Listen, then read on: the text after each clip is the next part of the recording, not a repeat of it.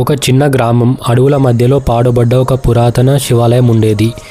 ఆలయానికి సాయంత్రం 6 తర్వాత ఎవరు వెళ్ళరు. ఎందుకంటే అర్ధరాత్రి 12కి ఆలయం లోపల గంటలు మోగుతాయి, దీపాలు వెలుగుతాయి, అభిషేక శబ్దాలు వినిపిస్తాయి.